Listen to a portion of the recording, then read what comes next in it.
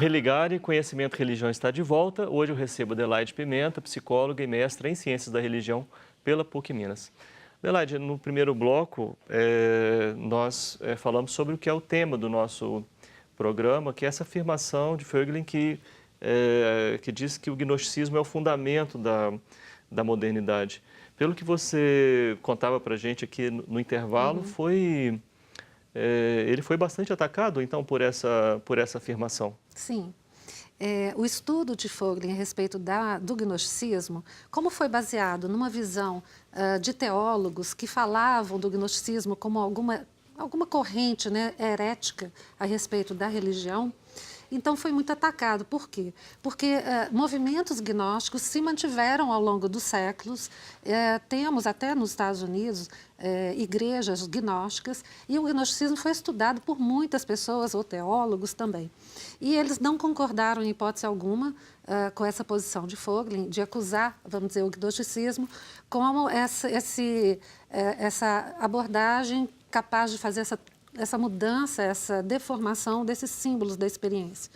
Então, por causa disso, ele também teve que rever alguma coisa a respeito dessa posição dele. Ele, ao longo de ele foi longevo, quer dizer, viveu quase 85 anos, e ele falou, numa certa época, perto, talvez uns 2 anos antes da morte dele, que se ele tivesse o tempo de rever todas essas afirmações, ele teria feito talvez de uma forma diferenciada. Ele não teria retirado a questão do gnosticismo, mas ele via que tinham outras possibilidades que poderiam estar associadas com essa ideia que ele estava trazendo, das deformações dos símbolos da experiência pelas ideologias, e ele poderia dar outro nome, talvez. Ele não retiraria a questão do gnosticismo como ele estudou. Mas os evangelhos de Nag Hammadi, que foram descobertos em 1970, mais ou menos, né? E foram só traduzidos mais ou menos em 74, um dos primeiros foi descoberto, foi liberado, né, para ser estudado só em 1974, não trouxe ainda muita coisa para a pesquisa dele. Ele ficou sabendo, ele chegou a ter notícia, mas um dos primeiros evangelhos foi o evangelho de Tomás. Então, ele estudou esse evangelho e não teve ainda muita possibilidade de perceber o que ele poderia utilizar. Então, assim, muitos anos depois é que se foram traduzindo os outros evangelhos e talvez desse material para a pesquisa de Voegelin. Ele foi um autor muito interessante, que ele privilegiou a verdade. Então, ele tinha feito um estudo de mais de 5.000 páginas a respeito da história das ideias políticas, e porque ele percebeu que ele não poderia falar de uma forma linear sobre as histórias das ideias políticas, não faz sentido, ele abandonou esse projeto. E a partir daí ele começou a desenvolver um novo projeto, que foram 5 livros, que se chama Ordem e História. A partir daí que ele começou a aproveitar o material de pesquisa dele e foi escrevendo A Nova Ciência da Política, que foi um dos livros que foi talvez o mais conhecido pelo público, principalmente do público americano e o público europeu. Sim. Aqui no Brasil ele não é muito conhecido. É verdade, eu desconheço assim, grupos, né, que estejam estudando. Você chegou a encontrar algum grupo? Grupos ainda não, mas assim, tem pessoas que já começaram a fazer trabalhos a respeito de Eric Voegelin, do pensamento dele. Então, tem tese de doutorado, né, de mestrado, eu acho que tem uma, doutorado também já tem. E assim, tem já outros, né, estudiosos das ciências políticas que falam de Voegelin. Ele é muito controverso. Na ciência da religião, só o seu trabalho? Na ciência da religião, que eu saiba, por enquanto, o meu. Né? Sim. Mas não sei, não posso afirmar também. Sim. Mas é um autor que tem sido trazido à tona justamente porque ele é muito crítico a respeito das ideologias, ele tem uma posição, né, de trazer essas experiências, né, do ser humano como as experiências fundantes para qualquer abordagem a respeito da política. O ser político, ele, em primeiro lugar, ele é um ser humano. Então, todas essas questões que fazem parte da consciência humana vão afetar a questão da política. Então, a respeito de ideologias, de movimentos, a respeito das questões das intolerâncias, né, que foi basicamente o que fez Voegelin fugir da Alemanha, né? Por ele ser contrário à ideologia que estava nascendo, ele acabou tendo que fugir, porque ele ia ser preso e poderia ser morto. Então, tudo isso fez com que ele ficasse, de certa forma, né, como uma pessoa controversa, Sim. né? E só muitos anos, 40 anos mais tarde, que ele foi convidado a voltar à Alemanha para assumir um departamento de ciência política. Sim, Né? Então, sim. assim, toda a busca de Vogelin foi para que ele pudesse elucidar o que estava acontecendo com esses movimentos políticos e, a partir daí, que isso talvez não pudesse acontecer novamente. Sim. A ideia dele não era só explicar o que aconteceu, mas era também para prevenir que não ocorresse novamente. Ele oferece, então, chaves interpretativas para compreender os totalitarismos. Sim. E os fanatismos. Isso. E ele trouxe essa ideia, que não é dele, não é nova, já havia sido pesquisada, a respeito das religiões políticas. Então, ele traz essa ideia de que alguns movimentos, né, ideológicos eram como se fossem religiões políticas. E aí, isso não é novo, mas, de certa forma, ele O que próprio trouxe... Rodrigo Kopp, ele esteve aqui no Religare Sim. falando sobre religiões políticas. Não falamos sobre Vogelin na entrevista, mas... Uhum. Exato, e era a pesquisa dele, né? E que aí foi muito interessante a gente poder aprofundar nesse tema das religiões políticas, porque apesar de não ser, né, exclusivamente um tema trazido por Vogelin, outros pesquisadores já estavam pesquisando sobre isso, né, mais ou menos na mesma época dele, mas Sim. ele acabou sistematizando esse conhecimento, né, e trazendo essa possibilidade. O tema dos radicalismos políticos, do totalitarismo, hoje é um tema tão atual, né, Adelaide?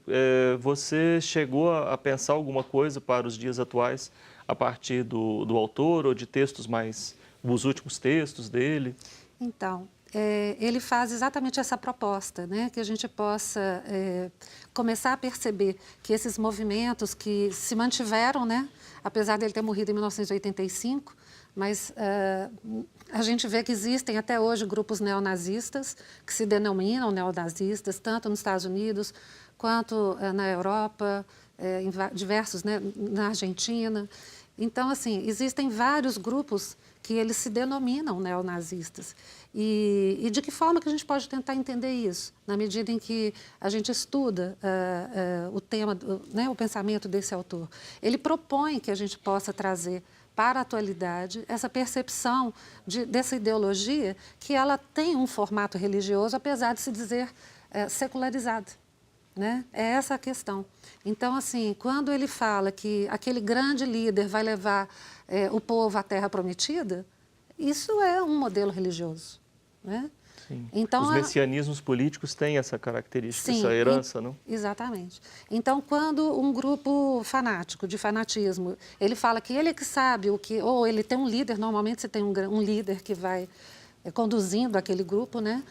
Apesar de existirem grupos na internet, mas sempre tem alguém que encarna esse papel de líder e, na medida em que eles falam que tem que ser feito, né, uma maneira que é própria daquele grupo e que tem que ser daquela maneira para alcançar, normalmente, assim, uma terra prometida, entre aspas, né, porque o objetivo é alcançar uma nova maneira de ser, um novo mundo, um novo ser humano, através daquele tipo de pensamento. Vamos exterminar tais grupos porque nós temos que purificar o ser humano. Toda essa visão, ela tem uma carga de abordagem religiosa. De certa forma, em formato secularizado, como você já bem disse aqui, trazer para si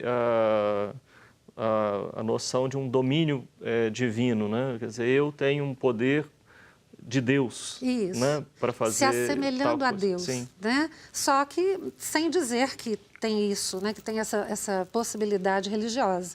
Então, isso é que traz a ideia de Vogelin, de que eles se apropriam desses símbolos em deformação, criam uma segunda realidade, que ele fala que é como se colocasse essa realidade em cima da realidade que vivemos, né? Então, isso passa a ser uma nova realidade, na medida em que se exclui essa possibilidade da transcendência ou da questão da religião também. Mas tem um formato, né, religioso muito ligado também às questões do apocalipse, dessa visão de um novo mundo, ou, né, de chegar a um novo mundo, um novo ser, ou uma terra prometida, que é uma visão apocalíptica, que vai passar por toda uma purificação, muitas vezes com uma guerra, muitas vezes com uma revolta muito radical. para chegar numa nova terra. Eu não consigo deixar de pensar assim, muito no caso brasileiro, em particular, no último esse momento que a gente vive agora, em que tanto pessoas ou grupos de um lado, de outro, não é, se afirmando cada um na sua trincheira, não é, cada grupo se apresentando como portador da verdade, a única saída para a nação. É uma leitura importante essa, então, com certeza. Sua, não? Traz reflexões enormes, né, para a atualidade. Para quem quiser pensar um pouco sobre o que está acontecendo. Com certeza, é um autor que vale a pena ser lido. Como eu disse, ele, de certa forma, foi um pouco controverso por causa dessa postura dele, né, em colocar o gnosticismo como esse fundamento da modernidade, mas ele está dizendo dessa pretensão do ser humano de achar, entre aspas, né, como se fosse Deus, achar que ele vai saber qual é a resposta para salvar o ser humano, o outro ser humano. Disso, não, Adelaide? Né? Então... E quem sabe? E quem sabe disso, né? Olha, você falando que é um autor importante, a literatura dele é acessível em português? Sim, já existe a tradução de vários livros de Eric Voegelin aqui no Brasil. A gente encontra essa coleção principal, Ordem e História, traduzida. E tem esse monumental trabalho de mais de 5.000 páginas que ele tinha realmente abandonado, mas depois da morte dele foi reeditado. Então, nós também já encontramos em português vários dos livros. Ainda não a coleção completa, mas vários. Ótimo. Obrigado por você ter vindo aqui conversar com a gente sobre o seu trabalho. Obrigada, eu que agradeço. O Religare é um projeto de extensão do Programa de Pós-Graduação em Ciências da Religião da PUC Minas. Caso você queira conhecer um pouco mais sobre os nossos projetos, é só acessar a página pucminas.br/ppgcr. Nós te agradecemos pela companhia e caso tenha qualquer sugestão, basta mandar um e-mail para a nossa equipe. O e-mail é religare@tvhorizonte.com.br. Um abraço muito cordial e até a próxima semana. Até lá!